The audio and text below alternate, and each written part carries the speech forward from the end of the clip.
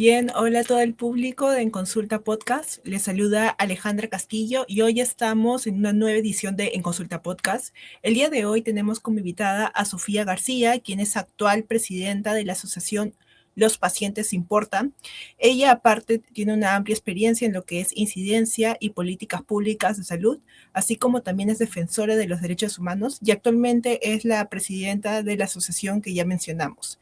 La entrevistamos porque justamente la semana pasada tuvimos como invitado a FEPER y otro colectivo que también consideramos importante, sobre todo en temas de incidencia de la salud, es Los Pacientes Importan, por lo cual lo hemos querido conversar con ellos para ver, uno, sus prioridades y otro, cuál va a ser su análisis de los próximos escenarios considerando el nuevo gobierno, sobre todo para los temas que a ellos les importan, que es la salud.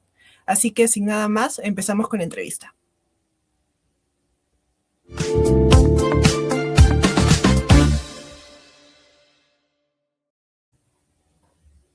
Hola Sofía, ¿cómo estás? Muchas gracias por venir en consulta.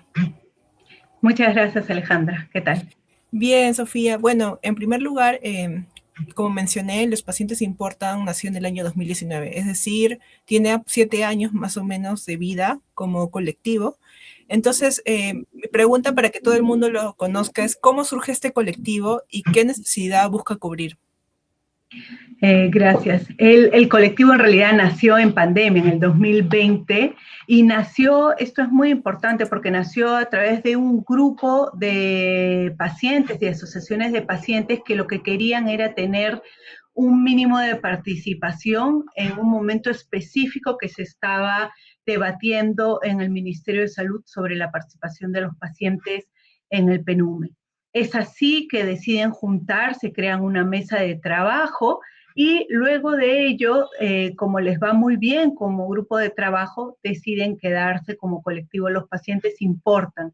Luego entro yo, este colectivo nació con 10, 14 organizaciones, ahora somos más de 30 organizaciones de pacientes con enfermedades raras, huérfanas, crónicas, autoinmunes y cáncer, pulmonares, que trabajan para que las personas que tienen una enfermedad como esta o que son cuidadores o familiares puedan conocer sus derechos a la salud y poder acceder a los servicios de salud de manera Yes. integral y sin discriminación. Bien, Sofía, o sea, yo justamente hace una semana entrevisté a FEPER que tiene ya un poquito más de tiempo que ustedes, creo que tiene 10 a 15 años, no tengo el dato exacto ahora. Entonces a mí me llama la atención por qué nació Los Pacientes Importan, si había una asociación que veía el tema de enfermedades raras y huérfanas, ¿por qué nació esta iniciativa viendo FEPER, no? Como te decía, fue un momento crucial en el que varias personas que tenían enfermedades raras y algunas asociaciones que no estaban en FEPER se juntaron y decidieron hacer un documento para participar en un momento clave ante el Ministerio de Salud, que era el PNUME. Es así que participaron, fue una buena experiencia, una experiencia democrática en la que todos tenían voz y voto, el colectivo decide continuar y participar de esta manera democrática, y es así que ya tiene varios años. Yo entro unos meses después, entonces el colectivo, creo que una de las características que tiene es que se reúne todos los lunes de la semana en esa reunión acuerdan de manera mayoritaria qué es lo que van a trabajar y qué es lo que... ¿Cuáles son sus prioridades? ¿Cuáles son nuestras prioridades? Sí. Sí, entiendo que ustedes, uno de los primeros logros, se podría decir, es la participación en el Petitorio Nacional Único de Medicamentos Esenciales, si no me equivoco, PENUME. Así es. Pero en estos 7 años, o es menos, ¿no? 6 años, 5 años que han tenido, ¿cuáles consideras que han sido los principales logros como colectivo? Bueno, son varios, ¿no? A nivel del marco normativo está que se dio una ley que modificó el reglamento de las enfermedades raras. Esto ha sido una lucha de más de 3 años junto a otros colectivos. No trabajamos solos. Y el cambio de esta ley y de este reglamento ha significado una mayor participación de los pacientes. Tanto es así que hoy en día, a través del manual que tiene el Instituto Nacional de Salud, los pacientes y las asociaciones de pacientes pueden participar en las evaluaciones de tecnología sanitaria multicriterio. Esto es muy importante, es un logro, porque antes no se reconocía a los pacientes, no se reconocía el derecho de los pacientes, de las personas, en todo lo que les afectaba en temas de salud pública. Hoy en día eso ya está reconocido constitucionalmente, lo reconoce la OMS, la OPS, incluso este manual que te digo de el Instituto Nacional de Salud sobre la participación de los pacientes en las ETS multicriterio. ¿Y por qué es importante? O sea, ¿qué hace la diferencia cuando no participan y participan? O sea, ¿cuál es la diferencia en una evaluación? En el caso de la participación en general, es porque los pacientes son los que viven con este tipo de enfermedades, que como tú sabes, las enfermedades raras son muchas, pero son poquitas a la vez, ¿no? Sí. Entonces, son los pacientes los que conocen mucho mejor sobre su enfermedad, cómo los afecta. La afectación no es solo en temas de salud, puede originar una discapacidad, los afecta en su salud mental, los afecta en el campo laboral o de estudios, y entonces a nivel internacional hay toda una serie de avances en el tema de cómo deben de participar los pacientes y las asociaciones de pacientes en la evaluación de tecnología sanitaria. Estas evaluaciones son para evaluar si una molécula, vamos a decirlo más fácil, si un medicamento es bueno o no para un paciente con determinada enfermedad. Antes solo lo evaluaba el científico y se juntaba junto a los médicos. Ahora la propuesta la sigue haciendo un doctor, pero en la evaluación participan o los pacientes o las asociaciones pacientes para decir, mira, esta molécula me va muy bien, no me va bien, ha cambiado mi vida de tal y tal manera, ¿no? Por ejemplo, antes yo no podía caminar, ahora puedo caminar. Antes yo dependía 24/7 de que mi mamá, mi papá me dieran de comer, me llevaran al baño, o sea, no era independiente, no tenía autonomía. Ese es el aporte que dan los pacientes y las asociaciones de pacientes. Y aparte de, bueno, entiendo que han logrado la participación más activa en la toma de decisiones. Claro que todavía deben afrontar algunos desafíos. Y en ese sentido, ¿cuáles son en general las principales brechas que afrontan las enfermedades raras? Y también entiendo que representan a los pacientes con cáncer, si no me equivoco. Sí, también tenemos algunos pacientes con cáncer. La mayoría son enfermedades raras, huérfanas, autoinmunes crónicas pulmonares. ¿Cuáles son las barreras? Bueno, tú como conoces muy bien, en consulta conoces muy bien, el sistema de salud es fragmentado. Y eso significa que no todos tenemos acceso a los servicios de salud por igual, ¿no? Entonces eso depende mucho del sistema de seguro que tengas. Cuando recién yo comencé en Los Pacientes Importan, la mayoría estaba en el Seguro Social de Salud y decían que era mal que bien los atendía. Hoy en día la mayoría se quiere salir del Seguro Social de Salud porque no responde a las necesidades de los pacientes en general, como lo vemos en las noticias cada día. O sea, ¿era antes mejor y ahora es peor? Antes era mejor y ya... antes igual, era mejor, tenía muchas deficiencias, pero era mejor frente al Seguro Integral de Salud, ¿no? Y hoy en día sentimos que el Seguro Integral de Salud, en realidad la gestión del Ministerio de Salud ha mejorado un poco en cuanto al acceso a los servicios para pacientes con enfermedades raras. Tenemos una comunicación directa con la persona en el Ministerio de Salud que ve el tema de enfermedades raras. Si bien hay una brecha, una barrera en la implementación de la ley y del reglamento de enfermedades raras, han habido avances. Estos avances que te digo, como el que los pacientes puedan participar en la evaluación de tecnologías sanitarias multicriterio, ¿no? En que nosotros tenemos un canal directo ante el Ministerio de Salud para poder hacer llegar nuestras preocupaciones en temas de acceso a servicios de salud. Y a eso me refiero no solo a citas, a referencias, contrarreferencias, sino también a exámenes que te tienes que hacer para que puedas acceder a tu tratamiento, ¿no? Otra de las brechas sigue siendo el diagnóstico. Lamentablemente en nuestro país la ley de tamizaje neonatal no cubre todas las enfermedades raras y no se hace en todos los hospitales, y eso significa que no puedas diagnosticar rápidamente la enfermedad, y eso significaría que tengas un tratamiento rápido y con eso tendrías menos problemas. Esos problemas serían menos acceso, menos idas a los hospitales, entonces no los coparías tanto, menos gasto de bolsillo y también menos discapacidad.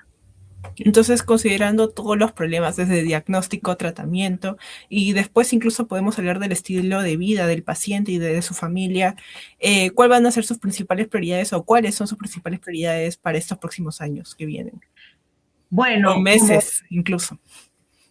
Ahorita mismo es conocer cuál va a ser el destino del Ministerio de Salud y de Salud, ¿no? Estamos bastante preocupados porque, como ustedes bien saben, los últimos años, los últimos 5 años, ha habido demasiada corrupción en ambos espacios, ¿no? El sistema de salud continúa siendo fragmentado, no tenemos historias clínicas que se compartan entre sí, que dialoguen entre sí. Tenemos mucha preocupación en que quién vaya a liderar estos espacios. Creemos que quien lidere tiene que ser alguien que no sea de un partido político, tiene que tener conocimiento sobre medicina, no puede ser alguien que niegue o que no esté de acuerdo con que las vacunas salven vidas, por ejemplo.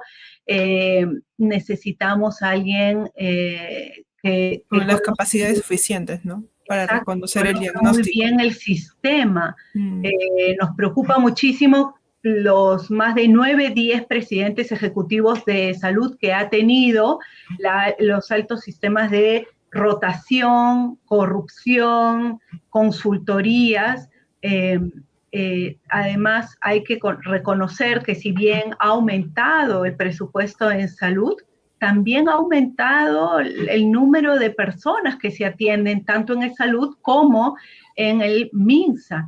Hay que reconocer también, por supuesto, ha colapsado, hay que reconocer que las personas ahora vivimos más tiempo, entonces necesitamos una mayor seguridad de salud. Hay que reconocer que las personas, que ahora hay mucho más casos de cáncer en nuestro país, en personas más jóvenes, ¿no? Tanto cáncer de mama como cáncer en hombres de próstata y otros. Entonces hay que trabajar mucho en la prevención y eso no y Sofía, entiendo que, o sea, los pacientes importan, sí busca bastante lo que es la estabilidad política, ¿no? Como primera prioridad. Considerando que ya tenemos una composición parlamentaria de 6 partidos políticos, tanto en la Cámara de Diputados como en senadores, así como ya es, va a ser, bueno, próximamente presidente electa Keiko Fujimori, ¿ves como un mejor escenario o un peor escenario para los intereses del colectivo?